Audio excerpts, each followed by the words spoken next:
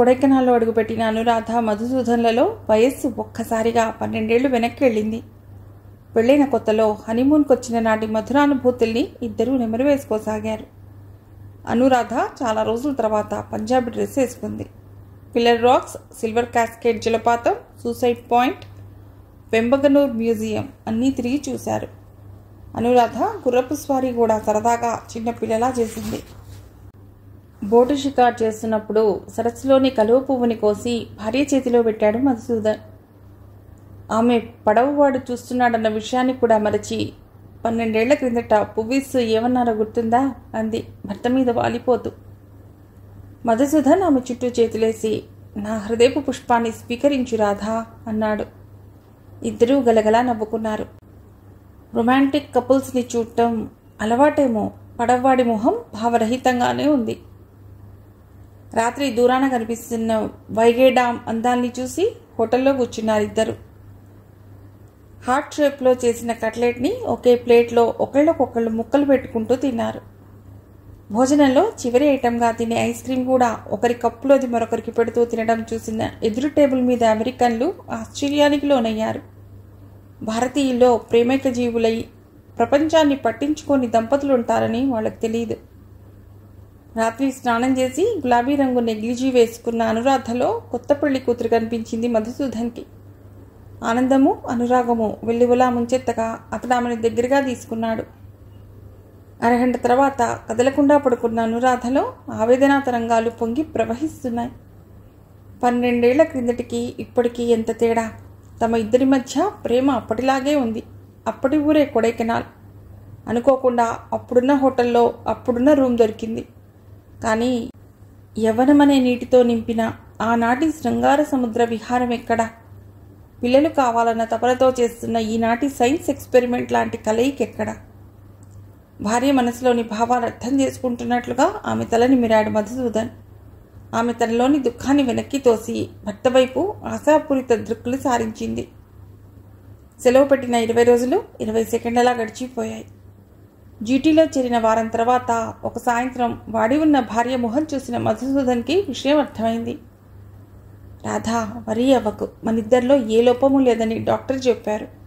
త్వరలోనే పిల్లలు పుడతారు. అంతవరకు మనిద్దరం ఒకరికి ఒకరం పిల్లలుగా ఉందాం. అనురాధ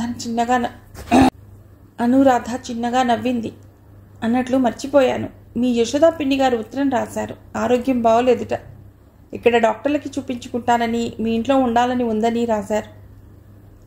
యశోద పిన్ని చాలా మంచిది. నిన్ను నొప్పించే మాట ఏది అన్నదని నేను హామీ ఇస్తున్నాను. నీకు అభ్యంతరం లేకపోతే రమ్మని రాస్తాను. తప్పకుండా రమ్మని రాయండి. ఇంట్లో ఎవరైనా ఉంటేనే కాలక్షేపం. మీ యశోద పిన్ని కోడలు నాకేదో దూరపు బంధు అనుకుంటాను. నెల తర్వాత కూడా అనురాధ వాడిన మొహంతోనే కనిపించింది. మధుసూదన్ ఆమెను ఓదారుస్తూ, అన్నట్లు చెప్పడం మర్చిపోయాను. నా స్కూల్ మేట్ విశ్వవర్ధన్ ఇండియాలో ఉన్నట్ట. అమెరికన్ అమ్మాయిని పెళ్లి చేసుకున్నాళ్లే. ఆవిడ ఇండియాలో విశేషాలు చూస్తోందిట. వీడు బంధుమిత్రుల దర్శనం చేసుకుంటున్నట్లున్నాడు. ఈ శని ఆదివారాలు మన ఇంట్లో ఉంటానని ఫోన్ చేశాడు. అలాగే అన్నాడు. అనురాధ యశోద ఉన్న గదివైపు ప్రశ్నార్థకంగా చూపించింది. పర్వాలేదు, 3 బెడ్రూమ్ ఉన్న ఇల్లు కట్టిందెందుకు? ఇలాంటి సమయాల్లో పనికొస్తుందనేగా. పిన్ని ఎలాగూ పెందలాడే భోంచేసేస్తుందిగా. ఎవరికీ ఏ ప్రాబ్లం రాదు. శనివారం నేను సెలవు పెడతాను. నీకు హాఫ్ డేయే కదా, ఆతిథ్యంలో ఏ ఇబ్బంది రాదులే.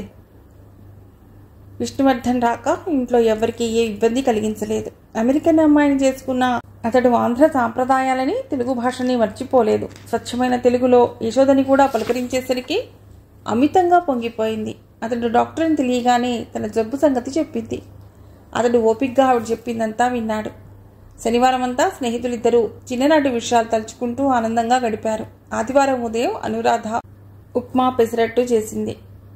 ఎన్నాళ్ళయిందో కమ్మని ఆంధ్రా టిఫిన్ తిని అంటూ విష్ణువర్ధన్ అడిగి వేయించుకుని మరీ తిన్నాడు. బ్రేక్ఫాస్ట్ తర్వాత యశోద టీవీ ముందు కూర్చుంది. అనురాధ తలంటుకుందుకు బాత్రూంలోకి వెళ్ళింది. మిత్రులిద్దరూ సిటౌట్లో కూర్చుని కబుర్లు చెప్పుకోసాగారు. అవును కాని మధు, పిల్లలేరి? ఊటీలో చదివిస్తున్నావా? మధుసూదన్ మొహంలో విషాద రేఖ కనిపించింది. విషాదాన్ని తప్పుగా అర్థం చేసుకున్న విష్ణువర్ధన్, సారీ, నీ కోపం తెప్పించానా? సాధారణంగా ఎంప్లాయిడ్ ఉమెన్ చాలామంది హాస్టల్లో చదివిస్తారు కదా, అందుకనే అడిగాను. మీ అమ్మగారి దగ్గరైనా అత్తగారి దగ్గరైనా ఉంచారా అన్నాడు. మాకు పిల్లలు లేరు. మధుసూదన్ గొంతుక భారంగా వచ్చింది. స్నేహితుడి విషాదం అర్థమైన విష్ణువర్ధన్ మనస్సు పశ్చాత్తాపంతో నిండిపోయింది. I'm extremely sorry. నాకు తెలియక అడిగాను. ప్రాణ స్నేహితుడివి కాబట్టి. నేను డాక్టర్ని కాబట్టి అడుగుతున్నాను. ప్రాబ్లం ఏమిటి? పరీక్షలు చేసిన డాక్టర్లు ఇద్దరిలో లోపం లేదన్నారు అంటూ మధుసూదన్ లోపలికి వెళ్ళి రిపోర్ట్లు తెచ్చి చూపించాడు. ఆ తర్వాత డాక్టర్లు ఇచ్చిన సలహాలు కూడా చెప్పాడు. విష్ణువర్ధన్ ఆలోచనలో పడిపోయాడు. ఏ విషయం ఎంతవరకు స్నేహితుడికి చెప్పవచ్చన్నట్లుగా ఉందతడి మొహం. ముందుగా భోంచేసి యశోద తన గదిలోకి వెళ్ళిపోయింది. అనురాధ మగవాళ్ళిద్దరి కంచాల్లోనూ ముఖ్యమైనవి వడ్డించి తను భోజనానికి కూర్చుంది. సరదాగా మాట్లాడే విష్ణువర్ధన్ ఎందుకు మౌనంగా ఉన్నాడో ఆమెకు అర్థం కాలేదు. భర్తతో అతడికి జరిగిన సంభాషణ ఆమెకు తెలియదు. విష్ణువర్ధన్ మెల్లిగా మాట్లాడాడు. మధు, చిన్ననాటి ప్రాణ స్నేహితుడివి కాబట్టి ధైర్యంగా ఒక సలహా ఇవ్వాలనుంది. మధుసూదన్, నీ సలహా తప్పకుండా నాకు ఉపయోగపడుతుంది అన్నాడు. మీ దంపతులిద్దరిలోనూ ఏ లోపమూ లేదు. మానసిక ఆందోళన ఉన్నా కూడా పిల్లలు పుట్టరు. పిల్లలు పుట్టడం లేదే అన్న ఆందోళన మనస్సులో ఎక్కువైన కొద్దీ పిల్లలు పుట్టే అవకాశం తగ్గుతుంది. పిల్లలు పుట్టకపోవడం వల్ల ఆందోళన మరింత ఎక్కువవుతుంది. అది ఒక విషస్ సర్కిల్. ఆ సర్కిల్ని ఛేదించే మార్గం ఒకటి ఉంది. ఏమిటన్నట్లు చూశారు అనురాధ, మధుసూదన్లు. మీరు ఒక బిడ్డను పెంచుకోండి. బిడ్డను పెంచే ఆనందంలో పడి అనురాధ గారు తను మాతృమూర్తిని కాలేకపోయానన్న దుఃఖాన్ని మర్చిపోతారు. అప్పుడు మీకు పిల్లలు పుట్టే అవకాశం ఎక్కువ. పిల్లలు పుట్టని ఎందరో తల్లిదండ్రులు దత్తత తీసుకున్నాక పిల్లల్ని కన్న సందర్భాలు మెడికల్ హిస్టరీలో చాలా ఉన్నాయి. చిన్ననాటి స్నేహము, అనురాధ గారి కలుపుగోలుతనము నన్ను ధైర్యంగా ఈ సలహా చెప్పించాయి అన్నాడు. అనురాధ, మధుసూదన్లు ఆలోచనలో పడ్డారు. విష్ణువర్ధన్ వెళ్ళిపోయాక అనురాధ, మధుసూదన్లు అతడు ఇచ్చిన సలహా గురించి ఆలోచించారు. ఇద్దరికీ అతడి సలహా నచ్చింది. కానీ కొద్ది రోజుల దాకా ఇద్దరూ కూడా ముందుగా ఆ మాట చెప్పడానికి భయపడ్డారు. రెండో వాళ్ళు ఏమనుకుంటారోనన్న అనుమానం ఇద్దరిలోనూ ఉంది. చివరకు ఒకనాడు రాత్రి మధుసూదన్ ఫోన్ చేస్తూ అనురాధతో పెంపకం గురించి మాట్లాడాడు. రాధా, మా స్నేహితుడు విష్ణువర్ధన్ మాట్లాడిన విషయం ఆలోచించావా? మధుసూదన్ పిల్లల పెంపకం విషయం మాట్లాడుతున్నాడని అనురాధకు తెలుసు. అయితే తన అభిప్రాయాన్ని పరాయి వ్యక్తి యశోద ఎదురుగా మాట్లాడవచ్చా అని ఆమె ఆలోచించింది. యశోద మౌనంగా భోంచేస్తోంది. తన ఆరోగ్యం గురించి, మందుల గురించి తప్ప ఆమె ఇంకేమీ ఆలోచిస్తున్నట్లుగా లేదు. తమ సంభాషణ కూడా వింటున్నదో లేదో తెలియదు. అయినా పెళ్ళైన 12 ఏళ్లకు కూడా తమకు పిల్లలు పుట్టలేదు. ఇప్పుడు పెంపకం గురించి ఆలోచిస్తున్నామన్న సంగతి నలుగురికి తెలియడంలో నష్టం లేదు. నేను ఇన్ని రోజులు మీ ఫ్రెండ్ ఇచ్చిన సలహా గురించి ఆలోచించాను. ఆయన చెప్పింది నిజమే కావచ్చు. డాక్టర్ కదా అంది అనురాధ. ఒకళ్ళని పెంచుకున్నాక ఇంకొకళ్ళు పుడితే మరీ మంచిది. ఇద్దరితో ఎలాగో ఆపేయాలనుకుంటున్నాం కదా. ఎటొచ్చి నువ్వు ఇద్దరినీ సమంగా చూడాలి. అనురాధ ఆవేశంగా, ఎట్టి పరిస్థితుల్లోనూ పెంపుడు పిల్లవాడిని తేడాగా చూడను. నాకు ఇద్దరూ సమానమే అంది. అయితే పెంపకం గురించి వాకప్ చేస్తాను అన్నాడు మధుసూదన్. 2 వారాల తర్వాత తలుపు తీసుకుని ఇంట్లో అడుగుపెట్టిన మధుసూదన్ వంటింట్లో నుంచి మాటలు వినబడి ఆశ్చర్యపోయాడు. అతడి పిన్ని యశోద అంతకు 4 రోజుల ముందే వెళ్ళిపోయింది. ఎవరొచ్చారబ్బా అని ఆశ్చర్యపడుతున్న అతడికి, అదిగో మీ అబ్బాయి వచ్చినట్లున్నారు అన్న అనురాధ గొంతు వినిపించింది. అతడి ఆశ్చర్యాన్ని రెట్టింపు చేస్తూ అతడి తల్లి కామాక్షి ముందు గదిలోకి వచ్చి, అబ్బాయి క్షేమమేనా అని పలకరించింది. ఎప్పుడొచ్చావమ్మా? టెలిగ్రామ్ ఇస్తే స్టేషన్కి వచ్చేవాడినిగా. మన ఊరి నుంచి తెలిసిన వాళ్ళు వస్తుంటే వాళ్ళతో వచ్చానులే.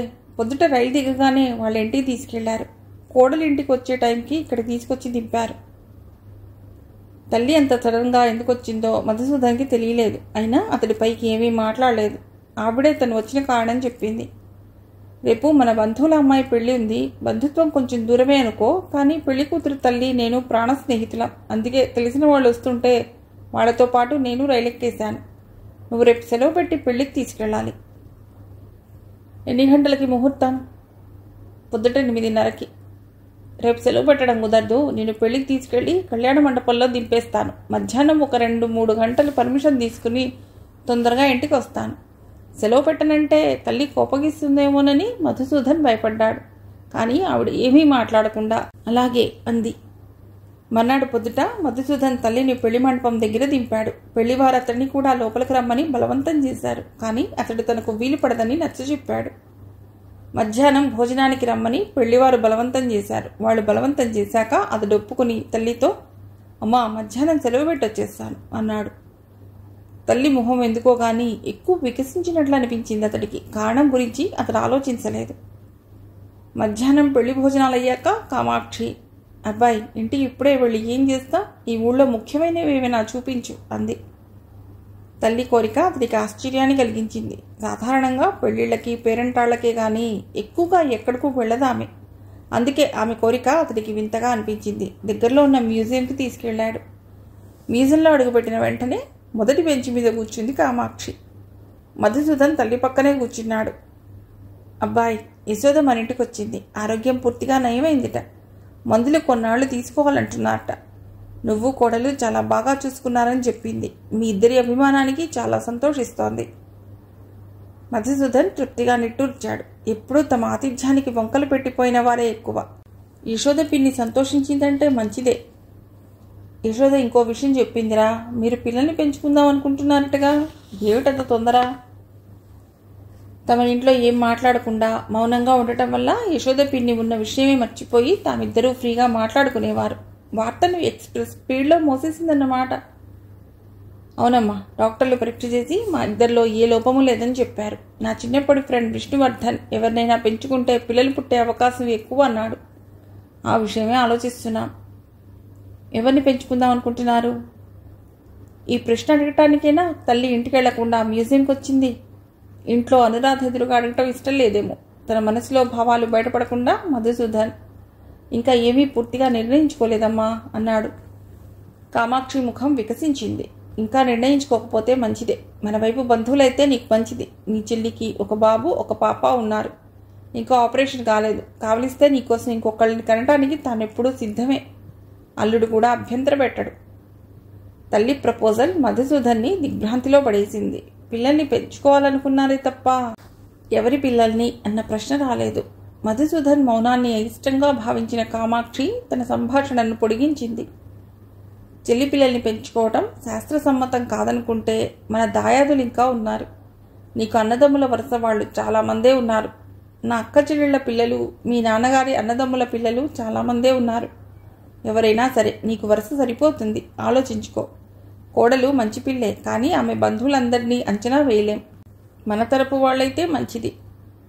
తల్లి మాటలు వింటున్న మధుసూదన్లో ఆలోచనలు అనంత వాహినిలా సాగిపోతున్నాయి. కొద్దిసేపటికి ఆలోచనలు ఒక రూపం దాల్చాక అతడు నెమ్మదిగా మాట్లాడాడు. అమ్మా, ఎట్టి పరిస్థితుల్లోనూ అనురాధ బంధువుల పిల్లల్ని పెంచుకోం. ఆనందంతో అంతరంగా నిండిపోగా కామాక్షి, చల్లటి మాట చెప్పావు నాయనా. ఎవరి పిల్లల్ని పెంచుకుంటావో ఉత్తరం రాయి, నేను వాళ్ళని ఒప్పిస్తాను అంది. మధుసూదన్ జవాబుగా ఏమీ చెప్పలేదు. మన్నాడు కామాక్షి వెళ్ళిపోయింది. మరో 4 రోజులకి అనురాధ స్టేషన్కి వెళ్ళి తన తల్లి మీనాక్షిని ఇంటికి తీసుకొచ్చింది. ఆరోగ్యం బాగోలేదని డాక్టర్కి చూపించుకోవడానికి వచ్చానని మీనాక్షి చెప్పింది. ఆమె కోరికపై అనురాధ 2 రోజులు సెలవు పెట్టింది. అత్తగారి రాకకు కారణం ఊహించలేనంత అమాయకుడు కాదు మధుసూదన్. తల్లి తనకు చెప్పిన విషయాలే అత్తగారు అనురాధకు చెప్తుంది. పెదవి దాటితే పృథివీ దాటుతుంది అంటారు. యశోద పిన్ని ఎదురుగా మాట్లాడుకోవటం వల్ల ఈ కష్టాలు వచ్చాయి. మధుసూదన్ ఆఫీస్కి వెళ్ళిపోయాక మీనాక్షి అనురాధను డైరెక్ట్గానే అడిగింది. అమ్మాయి, దత్తత చేసుకుందాం అనుకుంటున్నారటగా? అనురాధ ఆశ్చర్యంతో తబ్బిబ్బైపోయింది. ఇంకా పూర్తిగా ఏమీ అనుకోలేదు. నీకెలా తెలిసింది? మీ పిన్ని గారు యశోద కోడలు మన బంధువేగా, తెలిసింది. నిజమేనా? అనురాధ డాక్టర్ రిపోర్ట్లు, డాక్టర్ విష్ణువర్ధన్ ఇచ్చిన సలహా వివరంగా చెప్పి, ఒకళ్ళని దత్తుగా స్వీకరిస్తే ఇంకొకళ్ళు పుట్టే అవకాశం ఉందిట. గొడ్రాలినన్న మాట పడలేకపోతున్నానమ్మా అంది. నీ కడుపున కాయ కాయటం కన్నా కావాల్సిందే ఉంది. కానీ దత్తత చేసుకునే ముందు ఆలోచించుకోవాలి. అతని వైపు వాళ్ళని మాత్రం దత్తతకు ఒప్పుకోకు. నీ భర్తకి నీ మీద ప్రేమ ఉండవచ్చు, కానీ అతని బంధువులందరికీ నీ మీద అభిమానం ఉండదు. నువ్వు అతడి వైపు వాళ్ళని పెంచుకుంటే వాళ్ళ అస్తమానం నీ మీద నిఘా వేసి ఉంచుతారు. నువ్వు క్రమశిక్షణ కోసం ఓ దెబ్బ వేసినా నేను కాకుల్లా పొడి చేస్తారు. మా మేనత్త కూతురు వెంకటలక్ష్మి 2వ భార్యగా వెళ్ళింది. సవతి పిల్లని ఎంత ప్రేమగా చూసినా అత్తగారు కాల్చుకు తింటూ ఉండేది. అనురాధ ఏమీ మాట్లాడలేదు. మీనాక్షి కూతురికి హితబోధని ఇంకా సాగించింది. అందుకే అల్లుడు ఎంత చెప్పినా నువ్వు అతడి వైపు బంధువులను మాత్రం దత్తతకి ఒప్పుకోకు. అన్నయ్య వంశోద్ధారకుడు కావాలంటూ 2 ఆడపిల్లల తర్వాత కొడుకుని కన్నాడు. ఓ అమ్మాయిని నీకు ఇస్తాను. ఈ రోజుల్లో ఆడామగా తేడా లేదు. నువ్వు ఆడపిల్లవైనా అన్నయ్య కన్నా ఎక్కువ సంపాదించడం లేదు. కారు కూడా ఎంత బాగా నడుపుతున్నావో. అనురాధ ఇంకా మౌనంగా ఉండటంతో మీనాక్షి ఆమెను పూర్తిగా తన దారికి మార్చుకునే ప్రయత్నంలో ఇంకా మాట్లాడింది. మేనకోడల్ని వరుస కాదనుకుంటున్నావా? లేకపోతే మగపిల్లవాడే కావాలా? నా అక్క చెల్లెళ్ల పిల్లలు, మీ నాన్నగారి అన్నదమ్ముల పిల్లలు చాలామందే ఉన్నారు. నువ్వే పెంచుకుంటానంటే ఎవరైనా సరే పువ్వులో పెట్టి నీకు అప్పచెప్తారు. అనురాధలో ఆలోచనలు రకరకాలుగా పోతున్నాయి. అత్తగారు పెళ్లికి వచ్చారని చెప్పిన మాట వాస్తవమే. కానీ ఆమె కూడా కొడుక్కి హితబోధ చేయడానికే వచ్చి ఉంటుందా? పిల్లల్ని దత్తత చేసుకుందామా అని తాము ఆలోచిస్తున్న మాట వాస్తవమే. కానీ ఎవరిని అన్న ప్రశ్న ఎప్పుడూ వేసుకోలేదు. అసలు బంధువుల పిల్లల్ని దత్తత చేసుకుందామని కూడా తాము ఎప్పుడూ అనుకోలేదు. అమ్మాయి ఏమంటావు? అంది మీనాక్షి. నువ్వు చెప్పిన మాట బాగుందమ్మా. ఆయన వైపు బంధువుల పిల్లల్ని దత్తత చేసుకోము అంది అనురాధ. మీనాక్షి తన ప్రయాణం సఫలమైనందుకు తృప్తిగా నిట్టూర్చింది. ఏదో తప్పనిసరిగా డాక్టర్కి చూపించుకుని తను ఊరెళ్ళిపోయింది. అత్తగారు వెళ్ళిన నాడే మధుసూదన్ తన తల్లి తనతో చెప్పిన విషయాలు భార్యకు చెప్పేశాడు. ఇన్నాళ్ళు నీకు చెప్పినందుకు కోపం వద్దు రాధా. అమ్మ మనసులో భావాలు నీకెక్కడ దుఃఖాన్ని కలిగిస్తాయోనన్న భయంతో చెప్పలేదు. నాకు మా వైపు బంధువుల పిల్లల్ని దత్తత చేసుకోవాలని లేదు. అనురాధ శుష్కమైన మందహాసం చేసింది. మా అమ్మ వచ్చిన కారణము అదే. మీ వైపు బంధువులు నన్ను ఆదరించరని ఆవిడ ఉద్దేశం. అనురాధ భర్త భుజం మీద తలబెట్టుకుని, వివాహమయ్యాక భార్యాభర్త ఒకటి, మీ వైపు మా వైపు అన్న తేడా నాకు లేదు అంది.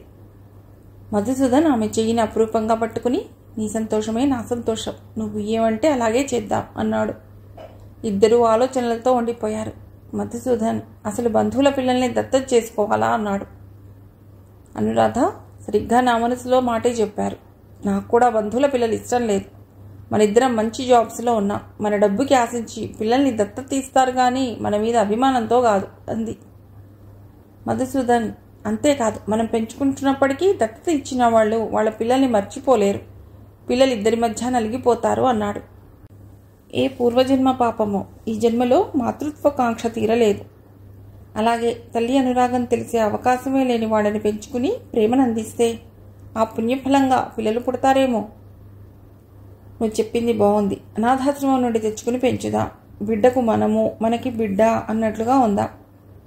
ఏకాభిప్రాయం కుదిరిన విషయం ఇద్దరిని ఆనందింపజేసింది. ఆ రాత్రి ఆనందంగా ఆరోగ్యంగా ఉన్న పిల్లలు అనురాధను కలల ఊయల్లో ఊపారు. పొద్దుటే భార్యని చూసిన మధుసూదన్కి చాలా ఆనందంగా అనిపించింది. ఈ మధ్యకాలంలో ఎప్పుడూ అనురాధ ముఖంలో అంత ఆనందంగా అనిపించలేదు. తొందరగా ఇంటికి చిన్న పాప రావాలి అనుకున్నాడతడు.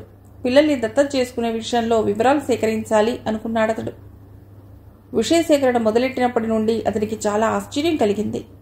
మార్కెట్కి వెళ్ళి సరుకులు తెచ్చుకున్నంత సులువుగానే పిల్లల్ని దత్తత తెచ్చుకోవచ్చు అనుకుంటున్న అతడికి దత్తత స్వీకారంలో చాలా చట్టపరమైన, ఆర్థికపరమైన నిబంధనలు ఉంటాయని తెలిసింది. రూల్స్ తెలుసుకుంటున్న కొద్దీ బంధువుల పిల్లల్ని దత్తత తీసుకోవటమే సులువా అనిపించేది. మొదటి రూల్, ఆడపిల్లలున్న వారికి మగపిల్లలను, మగపిల్లలున్న వారికి ఆడపిల్లలను పెంచుకుందుకు ఇవ్వరు. తమకు పిల్లలే లేని కారణంగా ఈ రూల్ వల్ల నష్టం లేదనుకున్నాడు. పెంచుకుందాం అనుకుంటున్న వారికి, పెంచుకోబోయే బిడ్డకు వయస్సు తేడా ఉండాలన్న లాయర్ మాట అతన్ని ఆశ్చర్యపరిచింది. ఆ నియమం ఎందుకని అడిగిన అతడికి లాయర్ ఇచ్చిన జవాబు అతన్ని మరింత ఆశ్చర్యంలో పడేసింది. పిల్లల్ని అందరూ పితృవాత్సల్యంతో, మాతృత్వ కాంక్షతో పెంచుకోరు. పిల్లల్ని పెంచుకుంటామని తీసుకెళ్లి సెక్షువల్ హెరాస్మెంట్ చేసేవాళ్లు ఉంటారు. అందుకే జాగ్రత్త పడాలి అన్నాడు లాయర్. బిడ్డను పోషించే ఆర్థిక శక్తి ఉన్నదా లేదా తనిఖీ చేశారు. దానికి సంబంధించిన లీగల్ వివరాలు చెప్పాడు లాయర్. విషయాలు విన్న అనురాధ కూడా ఆశ్చర్యపోయింది. బ్యాంక్లో అకౌంట్ ఓపెన్ చేసేటప్పుడు మేము ఎన్నో లీగల్ ఫార్మాలిటీస్ చేస్తాం. అయినా జరిగే మోసాలు జరుగుతూనే ఉన్నాయి. ఇక్కడ అంతే కదా. మోసం చేయదలుచుకున్న వాళ్ళని ఎవ్వరూ ఆపలేరు. ఆ మాట నిజమే కావచ్చు. కానీ అసలు నియమాలే లేకపోతే మోసాల సంఖ్య ఇంకా పెరుగుతుందేమో తెలియదు. మా కంపెనీలో సెక్యూరిటీ వాళ్ళు తన కారు మాత్రమే చెక్ చేస్తారని మా జనరల్ మేనేజర్ గారు అంటూ ఉంటారు. జరిగే దొంగతనాలు ఎలాగూ జరుగుతూనే ఉన్నాయి. అన్నట్లు ఈ పెంపకం గురించిన విషయంలో పడి నీకు ఇంకో ముఖ్యమైన సంగతి చెప్పడం మర్చిపోయాను. మా జీఎం గారికి తొందరలో కంపెనీ డైరెక్టర్గా ప్రమోషన్ రావచ్చు. ఇక్కడ జీఎం పోస్టుకి ఎవరిని ప్రమోట్ చేస్తారో, మీకు రావచ్చునేమో. మధుసూదన్ సన్నగా నవ్వి ఊరుకున్నాడు. మిషనరీలు నడిపే అనాథాశ్రమం అనురాధకు మధుసూదన్కు నచ్చింది. మిషనరీలు హాస్పిటల్ కూడా నడుపుతున్నారు. హాస్పిటల్లో పిల్లల్ని కని వదిలేసి పోయేవాళ్ళు ఉంటారు.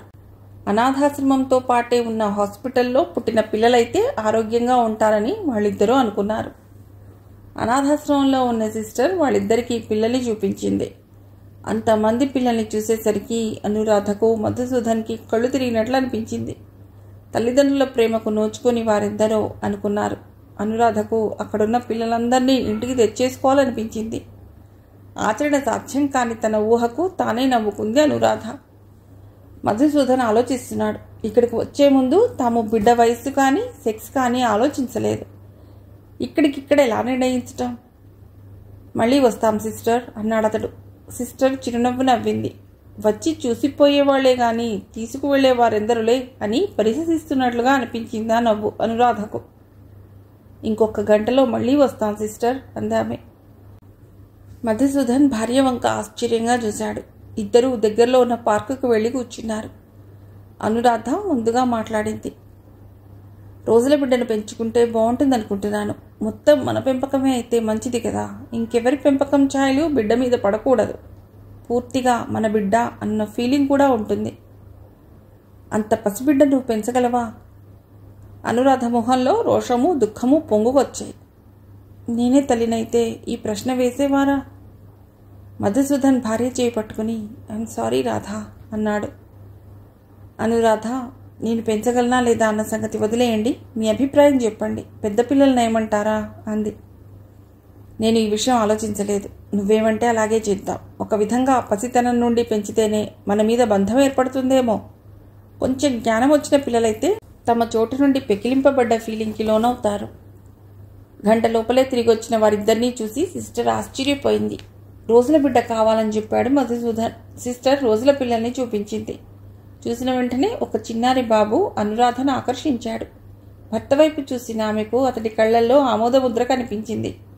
సిస్టర్, మాకు ఈ బాబు కావాలి. సిస్టర్ వాళ్ళిద్దరినీ మదర్ సుపీరియర్ దగ్గర తీసుకెళ్ళింది. మదర్ కొన్ని ప్రశ్నలు వేసింది. వాళ్ళ సమాధానాలు ఆవిడికి నచ్చినట్లే కనిపించాయి.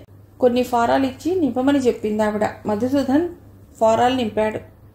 వారంలో ఏ సంగతి తెలియపరుస్తాం అని చెప్పింది ఆవిడ. 7 రోజులు 7 యుగాల్లా గడిచాయి అనురాధకు. ఆ వారంలోనే మధుసూదన్ ఆమెకు కొత్త సంగతి చెప్పాడు. రాధా, మా కొలీగ్ ఒక విషయం చెప్పాడు. దత్తత చేసుకునే దంపతులు ఆ విషయాన్ని బయటకు రానివ్వరట. భార్యకు గర్భం వచ్చిందని అందరికీ చెప్పి వేరే ఊళ్ళో డెలివరీ అయినట్లుగా నటించి దత్తత బిడ్డను తీసుకొచ్చి సొంత బిడ్డగానే చిలామణి చేస్తారట. అనురాధ దృఢంగా మాట్లాడింది. మనకిప్పుడు అలా నటించే అవకాశం లేదు. ఉన్నా నేను ఆ పనికి ఒప్పుకోను. నిజం నిప్పు లాంటిది. దాన్ని ఎల్లకాలము దాచిపెట్టలేం. ఎప్పుడో ఒకప్పుడు మన దత్తపుత్రుడికి నిజం తెలుస్తుంది. ఇన్ని సంవత్సరాలుగా కన్న తల్లిదండ్రులు అనుకుంటున్న వాళ్ళు కాదని తెలిస్తే కలిగే చిత్తక్షోభను వర్ణించలేం. అప్పుడు మన మీద ద్వేషం కూడా కలగవచ్చు. నువ్వు చెప్పింది రైటే. నేను విన్న సంగతి చెప్పానంతే అన్నాడు మధుసూదన్. వారం తర్వాత అనాథాశ్రమం నుండి ఉత్తరం వచ్చింది. పిల్లవాడిని తీసుకువెళ్ళవచ్చని, కొన్ని కాగితాల మీద సంతకాలు పెట్టవలసి ఉంటుందని ఉంది. అనురాధకు ఆనంద తరంగాల్లో తేలిపోతున్నట్లుగా ఉంది. ఆమె బ్యాంకుకి వెళ్ళి 3 నెలల సెలవుకి అప్లై చేసింది. పిల్లవాడిని అనురాధ మధుసూదన్లు దత్తత చేసుకుంటున్నట్లుగా రిజిస్టర్ అయింది. పిల్లల పెంపకం మీద పుస్తకాలతో, పాల డబ్బాలతో, సీసాలతో, కొత్త బట్టలతో, నాప్కిన్స్తో షాపింగ్ పూర్తయినట్లుగా అనిపించలేదు అనురాధకు. ఇంకా మిగిలినవి ఏమైనా ఉంటే రేపు కొనవచ్చులే అనుకుంది. ఇంటి గుమ్మంలో కారాపి ఇంటి తాళం తీశాడు మధుసూదన్. బాబుని ఎత్తుకుని ఇంట్లో అడుగుపెట్టబోయిన అనురాధ గుమ్మం దగ్గరే నిల్చుండిపోయింది. ఇదే తను బిడ్డను కని హాస్పిటల్ నుండి ఇంటికి వచ్చిన సందర్భం అయితే తల్లి అత్తగారు పోటీలు పడి మరీ హారతులిచ్చేవారు కదా అనుకుందామే. అనాథాశ్రమం నుండి బిడ్డను తెచ్చుకుని తనే అనాథగా మారిపోయానా అనుకుందామే. అనురాధ కళ్లల్లో నీళ్లు తిరిగాయి. భార్య మనసు అర్థం చేసుకుంటున్నట్లుగా ఆమె భుజం మీద చెయ్యి వేశాడు మధుసూదన్. మెల్లిగా భార్యను దత్తపుత్రుని లోపలికి తీసుకెళ్లాడు. అనురాధ మెల్లిగా పిల్లవాడికి పాలు పట్టడము, నిద్రపుచ్చడము, నాప్కిన్స్ మార్చడము నేర్చుకుంది. వారం రోజులు గడిచాయి. ఆదివారం ఉదయం మధుసూదన్, బాబు అనే పిలుస్తున్నాం, పేరు పెట్టుకోవద్దు అన్నాడు. అనురాధ బాబు కేసి చూసింది. తను భర్త తెలుపు, బాబు చామన ఛాయలో ఉన్న తమ పక్కన నల్లగా ఉన్నాడు. వంశీకృష్ణ అందామె అప్రయత్నంగా. అలాగే, నీకు నచ్చిన పేరే పెట్టుకుందాం. అబ్బాయి నామకరణానికి అందరినీ రమ్మని రాస్తాను అన్నాడు మధుసూదన్. అనురాధ భయకంపిత స్వరంతో, వద్దు, ఎవరిని పిలవద్దు, ఎవరూ రారు, అందరికీ ఇప్పటికే మన మీద కోపంగా ఉంది అంది. మధుసూదన్ గర్వంగా తలెగరేసి, ఎవరు రారో నేను చూస్తాను అన్నాడు. నామకరణానికి ముహూర్తం నిర్ణయమైంది. మధుసూదన్ తల్లిదండ్రులకి లేఖ రాశాడు. మీ ఇద్దరూ వచ్చి మనవణ్ణి ఆశీర్వదిస్తే నాకు బాగుంటుంది. మీ కోడలు కూడా మీరు రావాలని ఎంతగానో కోరుకుంటోంది.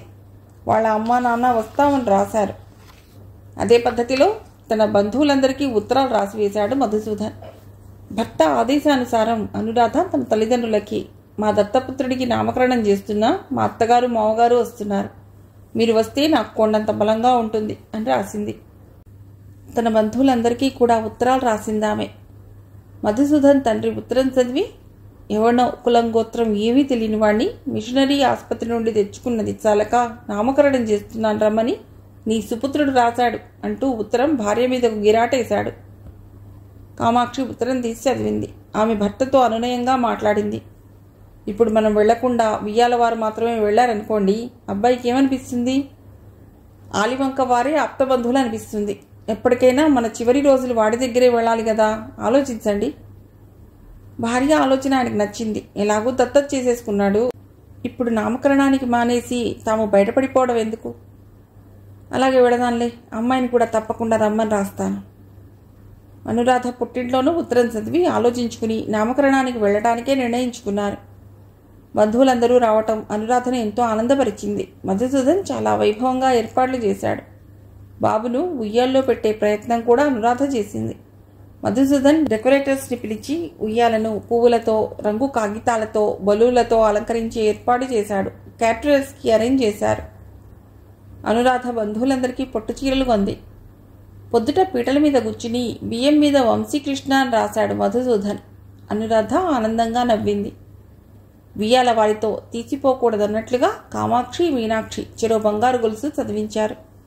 బంధువులందరూ ఖరీదైన బహుమతులే ఇచ్చారు. అందరూ తమ బిడ్డను కుటుంబ సభ్యుడిగా గుర్తించారని అనురాధ అనుకుంది. ఆనంద తరంగాల్లో తేలిపోతున్న ఆమె తల్లి కానీ అత్తగారు కానీ వంశీకృష్ణను ఎత్తుకోలేదన్న సంగతి గుర్తించలేదు. గుర్తించిన మధుసూదన్ ఆ విషయం పైకి చెప్పలేదు. సాయంత్రం పార్టీకి వచ్చిన కొలీగ్స్ అందరూ మధుసూదన్కి డబుల్ కంగ్రాచులేషన్స్ చెప్పారు. డబ్బులు ఎందుకున్నట్లు చూశాడు. అందమైన అబ్బాయిని పెంచుకుంటున్నందుకు కంగ్రాట్స్, మన కంపెనీకి జనరల్ మేనేజర్ అయినందుకు డబుల్ కంగ్రాట్స్. మధుసూదన్ మనస్సు నిండా ఆనందం వెలివిరిసింది. పిల్లవాడి దత్తత స్వీకారం పనిలో ఉండిపోయి అతడు ప్రమోషన్ సంగతి మర్చిపోయాడు. చాలా చిన్న వయసులోనే ఎదగలిగిన భర్త వైపు సగర్భంగా చూసింది అనురాధ. భర్త కృషి, దీక్ష అతడికి ప్రమోషన్ తెప్పించాయన్న సంగతి ఆమెకు తెలుసు. అయినప్పటికీ ఒక్క క్షణం ఆమె హృదయం ఆమెలోని ధీశక్తిని జయించింది. బిడ్డ వచ్చిన వేళ గొడ్డొచ్చిన వేళ అంటారు. అందాల కృష్ణుడు వస్తూనే తండ్రికి ప్రమోషన్ తెచ్చాడు అందామె. కామాక్షి ముక్కు విరిచింది. కన్న కొడుకైతే పుట్టిన వేళ అనేది దైవ నిర్ణయమై ఉంటుంది. దైవ నిర్ణయాన్ని బట్టి జన్మించిన కొడుక్కి జన్మలగ్నం, నక్షత్రం లెక్కగట్టి జాతకాలు రాస్తారు. ఆ జాతకానికి ఫలితం ఉంటుంది. అంతేగాని మనంతట మనం వెళ్ళి మనకు నచ్చిన టైంలో తెచ్చుకున్న పిల్లవాడు ఎవరి జాతకాలని నడిపించలేడు అందావిడ. అనురాధ కొద్దిగా చిన్నబుచ్చుకుంది. మధుసూదన్ ఆమె మనస్సును ఆహ్లాదపరిచే ప్రయత్నంలో, ఫలానా టైంకి వెళ్ళి పిల్లవాడిని తెచ్చుకోవాలన్న బుద్ధిని కూడా దేవుడే కలిగిస్తాడు కదమ్మా, ఆ విధంగా ఆలోచిస్తే బిడ్డను తెచ్చుకునే టైం కూడా దైవ నిర్ణయమే అన్నాడు. మధుసూదన్ కొలీగ్స్ కూడా పరిస్థితిని చక్కపరిచే ప్రయత్నంలో తాము తెచ్చిన గిఫ్ట్లు ఇవ్వటము, డెకరేషన్స్ని మెచ్చుకోవటము మొదలెట్టారు. నామకరణ మహోత్సవము, ఉయ్యల్లో పెట్టడము, ఆ పైన పార్టీ మొత్తానికి ఆనందంగానే గడిచిపోయాయి. వచ్చిన బంధువులందరూ అనురాధ పెట్టిన ఖరీదైన చీరలు కట్టుకుని వెళ్ళిపోయారు.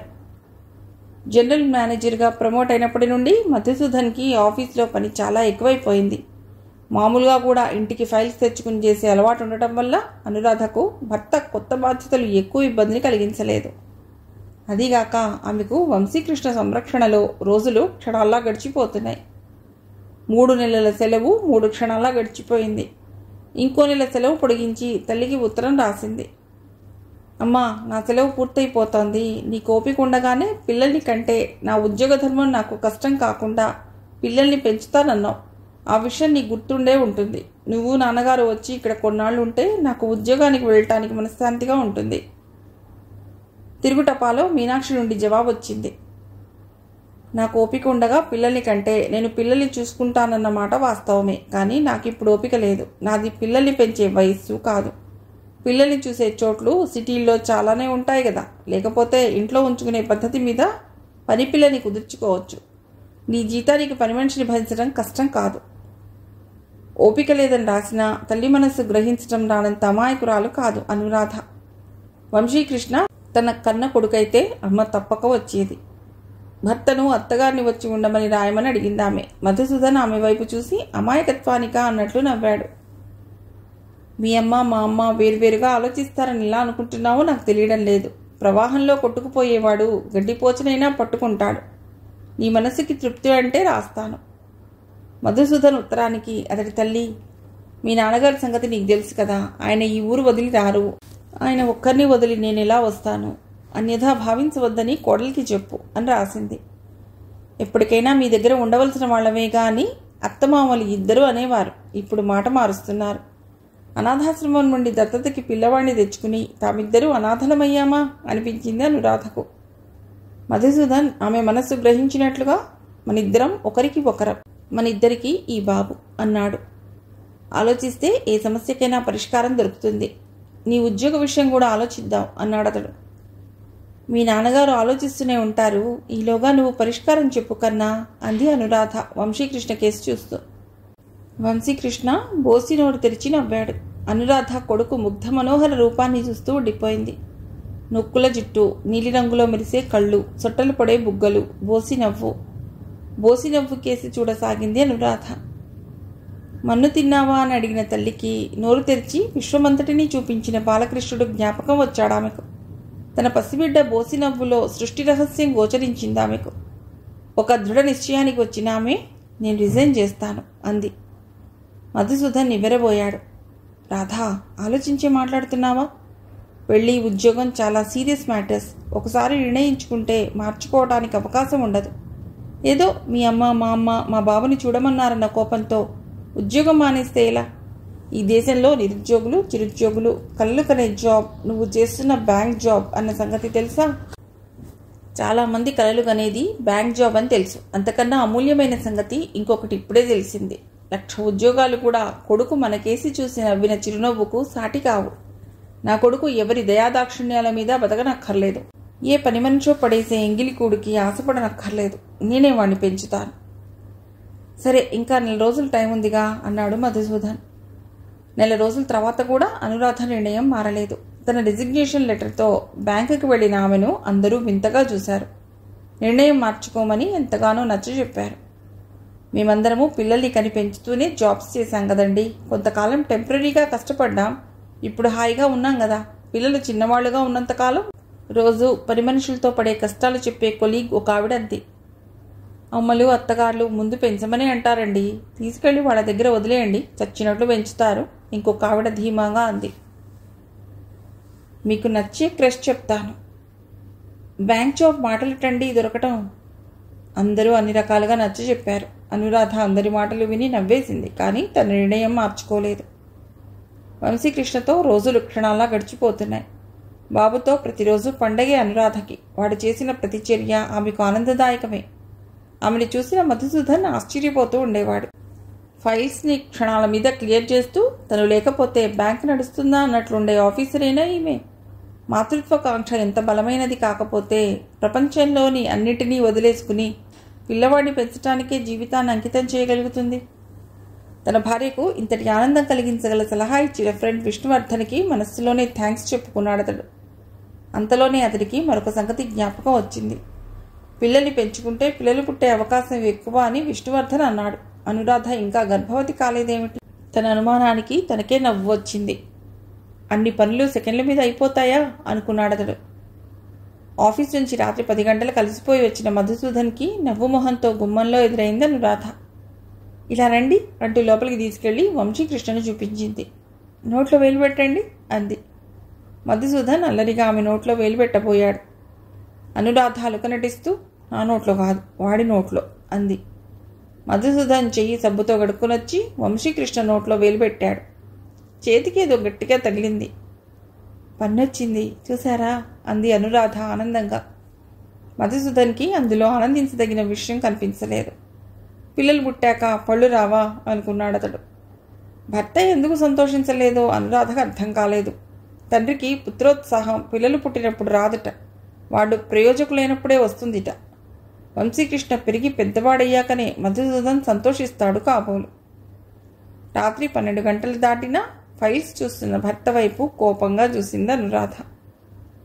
మీరు నన్ను పెళ్లి చేసుకున్నారా లేక ఉద్యోగాన్నా అందామె. అతడు ఆమె వైపు చూసి, ఈ ప్రశ్న నువ్వు ఉద్యోగం చేసే రోజుల్లో నన్ను ఎప్పుడూ అడగలేదు. నువ్వు జాబ్ మానేసి తప్పు పని చేశావు అన్నాడు అతడు. నాకు జాబ్ మానేయటం వల్ల తిరిగి ఎక్కువై బోర్ కొట్టి మిమ్మల్ని ఆ ప్రశ్న వేయలేదు. బాబు పెంపకంలో మీకేమాత్రం శ్రద్ధ లేదని నాకు అనిపిస్తోంది అందామె. నీకు బాబు పెంపకంలో ఉన్న శ్రద్ధ నా మీద లేదని నాకు అనిపిస్తోంది. నీకు నేనెక్కువ బాబు ఎక్కువ? మీకు నేనెక్కువ లేక మీ ఉద్యోగం ఎక్కువ? ఇద్దరు కాసేపు వాదించుకున్నారు. ఆ పైన నవ్వుకున్నారు. రాధా, జనరల్ మేనేజర్ అయ్యాక బరువు బాధ్యతలు పెరుగుతాయని నీకు తెలియదా? నువ్వు జాబ్లో ఉంటే మన ఇద్దరి రొటీన్లో తేడా లేకపోయేది. అప్పుడు నువ్వు నన్ను ఉద్యోగానికే అంకితం అయ్యారని అనేదానివి కాదు. బాబు పెంపకం కొన్నాళ్ళు కష్టమైన జాబ్ మానకుండా ఉండవలసిందేమో. అనురాధ స్థిరచిత్తంతో, ఉద్యోగం మానేసినందుకు నేను ఏ బాధ పట్టం లేదు. బాబుని పెంచడానికి వాడి చేష్టలకు ఆనందించడానికి నాకు 24 గంటలు చాలు అనిపిస్తోంది. టీవీ చూసారా ఎలా దుమ్ము కొట్టుకుపోయిందో? అసలు ఈ మధ్య చూడలేదు. వంశీకృష్ణ పెద్దవాడైపోయాక వ్యాపకం కావాలంటే ఏదో ఒకటి దొరక్కపోదు అంది. వంశీకృష్ణకు 7 ఏళ్లు నిండింది. పుట్టినరోజుకి రమ్మని తల్లికి అత్తగారికి ఉత్తరాలు రాసి వేసింది అనురాధ. ఎవరూ రాలేదు. ఆ రోజున ఇంపార్టెంట్ బోర్డ్ మీటింగ్ ఉందని, తను రావడం ఆలస్యమైన బర్త్డే సెలబ్రేషన్స్ ఆపవద్దని చెప్పి వెళ్ళిపోయాడు మధుసూదన్. సాయంత్రం 6 గంటలకు చుట్టుపక్కల ఇళ్లలోని పిల్లలందరినీ పిలిచింది అనురాధ. పిల్లలందరూ వచ్చారు. మధుసూదన్ లేట్ అవుతుందని ఫోన్ చేశాడు. పిల్లలందరూ హ్యాపీ బర్త్డే పాడుతుండగా కేక్ కోయించింది అనురాధ. పార్టీ ఆనందంగా జరిగినా భర్త లేనందుకు బాధపడిందామె. పిల్లలందరితో వంశీకృష్ణకు ఫోటో తీసింది. చొరవగల ఒక పాప, ఆంటీ మీకు నేను తీస్తాను అంటూ అనురాధకు వంశీకృష్ణకు ఫోటో తీసింది. రాత్రి 11 గంటలకు వచ్చిన మధుసూదన్ నిద్రపోతున్న వంశీకృష్ణను చూస్తూ తన నిద్ర సంగతి మర్చిపోయాడు. మిగిలిన కథ తర్వాతి భాగంలో.